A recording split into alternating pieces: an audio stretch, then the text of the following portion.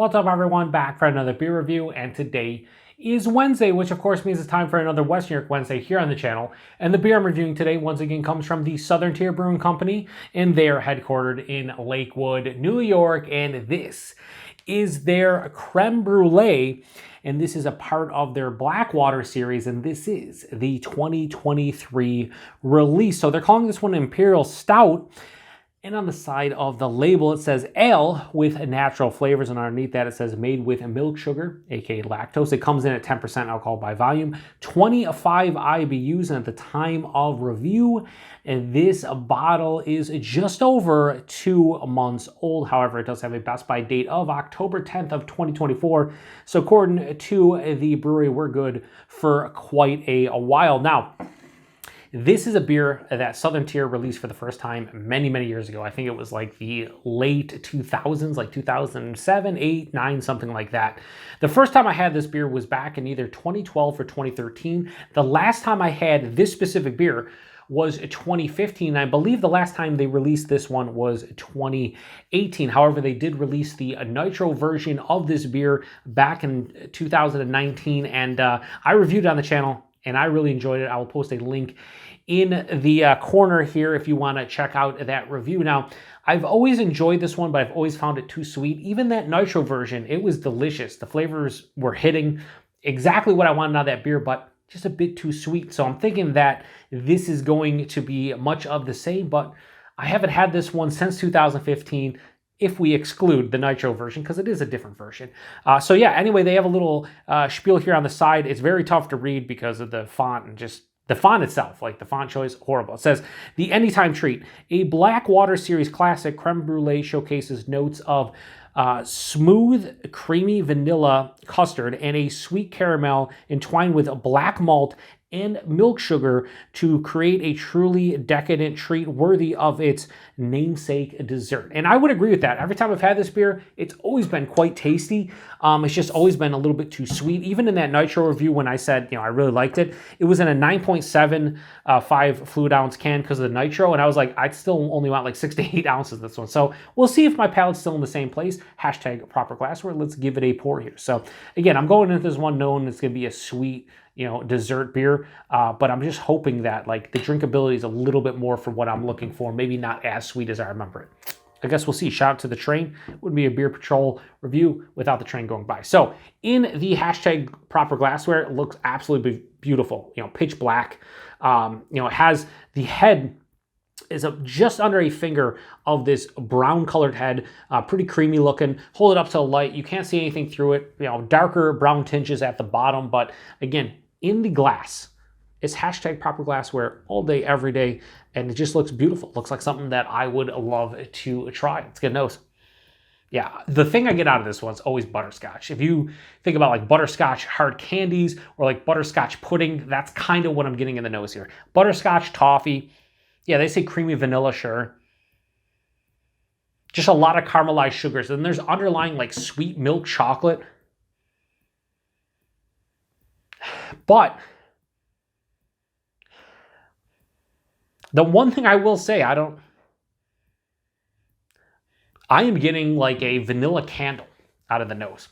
That changed real quickly. It did a 180 super quickly.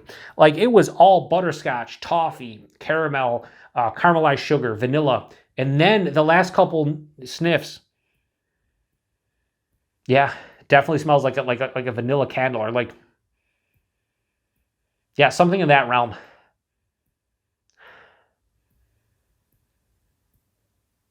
Synthetic is the way I would put it.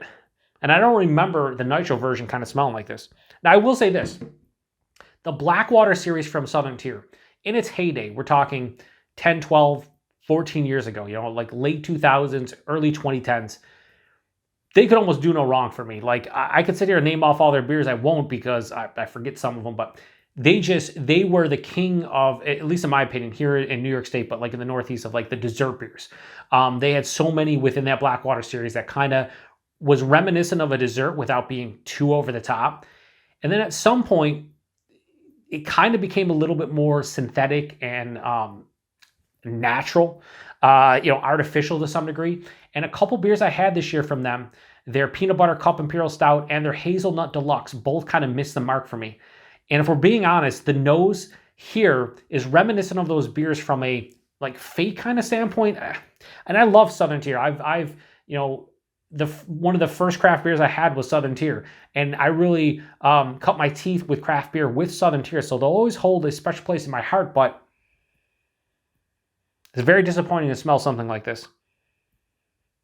Yeah, it just smells synthetic now as I get into it. Hopefully the taste is better. We will see. Let's get into it. Cheers, everyone.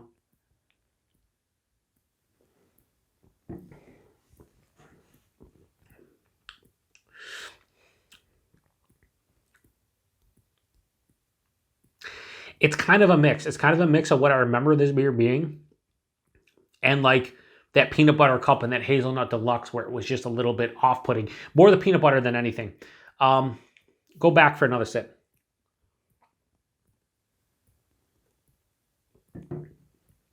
Body on this one. Higher side of medium, lower side of full, 10%, a bit thin. The nitro one, I remember when I reviewed it, was thin. It's not that big of a deal.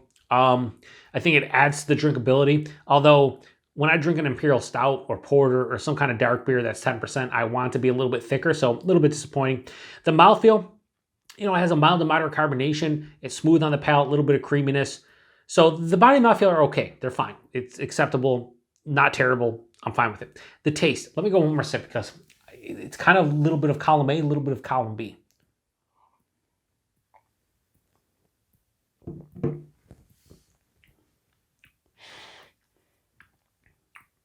It's strange because right at the forefront, you get a lot of malt character that's creamy milk chocolate. It's toffee, it's butterscotch, it's vanilla, it's caramel, it's caramelized sugars, brown sugars, a lot of sweetness. And that's all authentic, probably come from the malt, maybe even just, they say ale with natural flavors, maybe the natural flavors playing a role there. But some way halfway through the palate, I start getting that artificial slash fake slash synthetic character, probably also from the natural flavors, that is reminding me of like a candle, like a vanilla candle. Like a lot of people will say that with like pumpkin beers. They'll be like, oh, it's like a pumpkin spice candle. And I never really see it in pumpkin beers like that. Like I've had it a couple times. But this is giving me, if you had like a vanilla candle or maybe like a caramel candle, some kind of like, you know, sweet candle that you would light, it's kind of that aroma, but like it's also in the taste and it's kind of weird.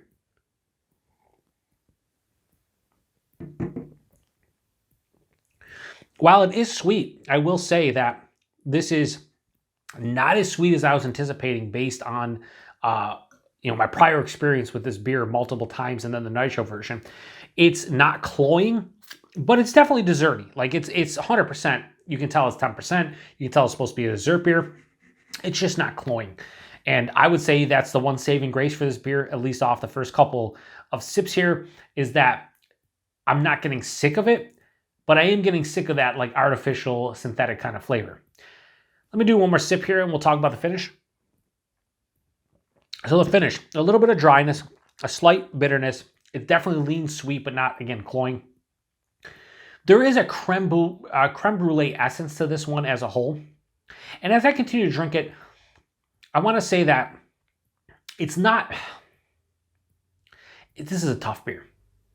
Because I'm getting both sides of the coin. I'm getting that you know, rich, sweet, authentic crème brûlée, but then I'm getting that synthetic candle thing going on. And as I continue to drink on it, I think the synthetic is kind of dying down a bit. Again, this is right out of my dark beer fridge too. Do they say what to drink it at? Because typically with my dark beer, or my you know, darker beers, Imperial Stouts, Porters, things of that nature, I throw in my dark beer fridge typically 52 to 54 degrees. I'm wondering if this one maybe would have tasted a little bit better colder. But this is cool, not cold. Like this still has a, you know, it's still cool. As I drink on it, I like a little bit more. But this is a beer I always used to give like a 4 out of 5 to back in the day. The issue was it was too sweet. I love the flavors too sweet. The nitro version, I think I gave a 4.5 because the nitro bumped it up. And while it was sweet, it was only a 9.75 fluid ounce can. So I drank the rest of it, had no issues with it. This is not going to get that 4 out of 5. But I will say that it's kind of won me over in the last 3 or 4 minutes taking sips. if I just, my visceral initial reaction, if I would have said, yeah, I would have said, hey man, this is just synthetic, too much of that like vanilla candle kind of essence to it. As I'll take one more sip, and then we'll wrap this one up. But I'm saying it's kind of that synthetic flavor is kind of dissipating a bit. Yeah, so, and now I'm starting to get a little bit of like a, it's not creme brulee like, but I'm getting like a little bit of a dark cherry, something in that realm, like a dark fruit as well. Okay, pros and cons. Pros to this one. 10%. It doesn't really drink like it. A little warming in the chest, nothing on the palate. Deceptively delicious, like in terms of the ABV. Like I would guess like doing this blind like 8 or 9. So 10% is nice. I do like that it does give me a creme brulee vibe. Not like full on creme brulee, but definitely there. So those are the two pros. The cons, that synthetic flavor. It's starting to dissipate a bit, but definitely noticeable. The body and mouthfeel, a little bit lackluster, not horrible, but just a little bit lackluster. And the other I was gonna say downfall, but the other negative of this beer, the base beer gets kind of lost. It's an Imperial Stout, right? And they say it right on the label, Imperial Stout. I'm not getting like a substantial roasty kind of character to this one. I'm getting no like coffee. Outside of that slight dark fruit that I just got, like a lot of the base malt is being lost here by the natural flavors. So this was a long review for me to say what? Crème Brûlée, a part of their Blackwater Series, the 2023 release. Not as good as I remember this beer being. Certainly not as good as the Nitro beer that I reviewed 4 years ago. Still pretty good, and I would say if you like Crème Brûlée and you like Southern Tier's Blackwater Series beers, especially over the last couple of years, give this one a go. So I'm going to give rating on this one 3.75. 3.75 out of 5. I think that's a fair score for this. I'm not in love with this beer, and I think if the synthetic kind of vanilla candle flavor kind of dominated the palate, this would probably get a sub 3.5 because too artificial, too synthetic. But I think as is, I'm pretty happy with this beer as a whole. I would like to see that synthetic flavor to go to the wayside. This would get more into that 4 out of 5 realm that it used to be. I will say that it's not as sweet as I remember it, but it's still sweet. And if the last couple sips, it's like, might be a chore to drink the rest of this. Might be, we'll see. Price point availability. Price point in my neck of the woods, $13.99 4-pack. I know a lot of people out there when these comes to the Nitro beers back in the day, but also the Blackwater Series, people say, oh, my neck of the woods is 16, 17, 18 bucks. So if you see this anywhere between 14 to 16 bucks, pick up a single. I would not recommend an entire 4-pack. If you have to buy an entire 4-pack, don't. I wouldn't recommend buying an entire 4-pack. Buy a single if you can. And if you can get it under $5 for a single, try it out. Outside of that, I can't recommend this beer. It's a 3.75. It's fine. It's enjoyable. I don't hate it, but I can't recommend this beer. And then availability, it's Southern Tier. Wherever you see Southern Tier, you should see this one. I think this one came out based on the actual Best Buy date and whatnot. This one came out probably late October, early November. So if this one's still on the shelves late December, give it a go. Again, if you can get a single of it, that'd be my recommendation. And if you've had this one before, whether it's this year's release, the Nitro release, or a prior vintage of this one, post in the comment section. I'd really like to hear your thoughts on this one. Here's the thing when it comes to Southern Tier, and by now a lot of people have clicked off. I'm okay with that. Sometimes we have longer reviews here, and it is what it is. I know a lot of people click off after seeing the rating. I see that a lot in my analytics. But anyway, this beer specifically, when it comes to Blackwater beers, if you've enjoyed what they've put out over the past couple of years, grab this one. If you're somebody like me, an old head, so to speak, that enjoyed the Blackwater Series from yesteryear, we were talking, 2010, 11, 12, 13, 14, probably steer clear of this one. I don't think you'll enjoy where this one is. If you enjoy the chocolates of the world, the oats of the world, the mochas of the world, those were beers to me that did the whole dessert Imperial Stout extremely well. This to me isn't like those beers. Just not. So yeah. Anyway, 10%. I'm starting to feel it. I really am. Again, no booze on the palate. A little bit of decent warming in the chest, but I'm not really feeling it. But I'm feeling it. That make any sense? No? Okay. We're going to shut down.